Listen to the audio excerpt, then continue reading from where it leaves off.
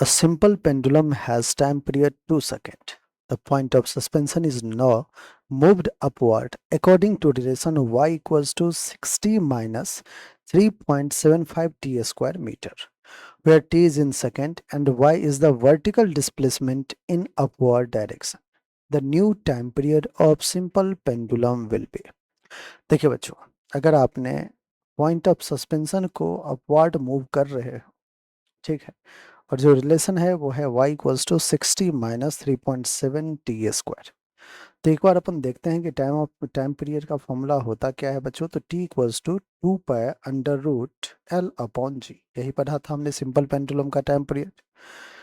Alright, अब आपने क्या किया है, पॉइंट ऑफ सस्पेंशन को y equals to 60 minus 3.75 t square से ऊपर की तरफ, लेट से यहाँ पे जो है हमारा ये बॉब है, ये था पॉइंट ऑफ सस्पेंशन। आपने इस पॉइंट ऑफ सस्पेंशन को ऊपर की तरफ ले गए हो, जो रिलेशन दे रखा है उस रिलेशन के अकॉर्डिंग। अगर मुझे वेलोसिटी फाइंड करना रहे तो मैं कहूँगा v is d y by d t, which is 60 का डिफ्रेंसिएशन 6 माइनस का 3.75 इंटू 2t। ऑल राइट, अब अगर मुझे एक्सेलरेशन फाइंड करना रहे तो मुझे d v by d t करना होगा, एक बार और डिफ्रेंशिएट कर देंगे।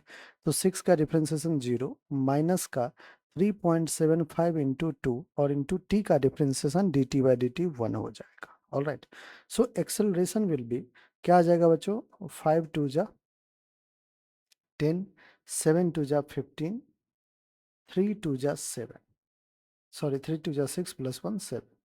दैट इज एक्सेलरेशन क्या आ जाएगा हमारा, एक्सेलरेशन आ जाएगा माइनस का 7.5 मीटर पर सेकेंड स्क्वायर। ऑल राइट बच्चों, अब देखिए ध्यान समझिएगा बच्चों, एक्सेलरेशन आपका माइनस आ रहा है, एक्सेलरेशन क्या आ रहा है बच्चों, माइनस आ रहा है, और कितना आ रहा है, 7.5 मीटर पर सेकेंड स्क्वायर। बच्चों ऊपर की तरफ मूवमेंट था y का, लेकिन जो वैल्यू आ रहा है एक्सेलरेशन का वो नीचे की तरफ आ रहा है। अब अगर नया टाइम पीरियड मुझे लिखना रहे टी न्यू, तो मैं कैसे लिखूंगा, मैं करूंगा बच्चों t new is equals to 2 pi under root L upon g effective. क्यों जी इफेक्टिव लिख रहे हैं, क्योंकि इस बार जो पॉइंट ऑफ सस्पेंशन है वो भी नीचे की तरफ भागना शुरू कर दिया है with certain acceleration, that is 7.5 metre पर सेकेंड स्क्वायर। ऑल राइट बच्चों, सो हमें क्या फाइंड करना होगा, जी इफेक्टिव। तो इनिशियली जो था पेंडुलम, अगर हम एक सिंपल पेंडुलम की बात करें तो इनिशियली उस पर जो है नीचे की तरफ acceleration due to gravity G लग रहा था। अब एक और एक्सेलरेशन पॉइंट ऑफ सस्पेंशन का आ चुका है नीचे की तरफ। तो बच्चों हमें जी इफेक्टिव कैलकुलेट करना होगा, और जो जी इफेक्टिव हो जाएगा वो हो जाएगा जी माइनस जो आपका ए आया है उसका मैग्नीट्यूड, है ना। जी कितना है, 10 ले लेते हैं, 10 माइनस का 7.5 लीजिए तो 2.5 मीटर पर सेकेंड स्क्वायर जी इफेक्टिव आ गया। बच्चों t new will be 2 pi under root L upon 2.5। All right, अब हमें क्या करना है, हमें तो t की वैल्यू गिवन है कितना, 2 सेकेंड।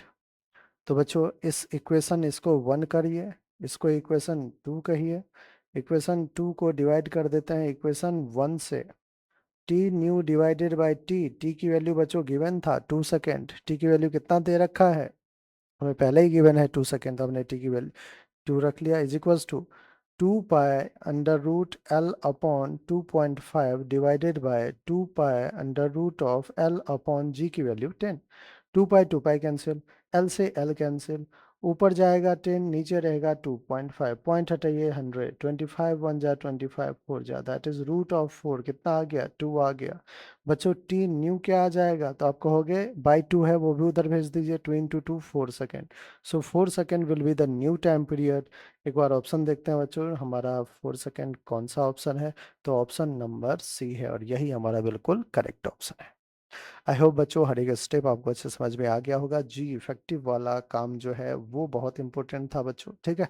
तो जी इफेक्टिव का सबसे पहले हमें वैल्यू फाइंड करना था, उसके बाद हमें दोनों का रेशियो लेके फटाफट आंसर कर लेना, ठीक है।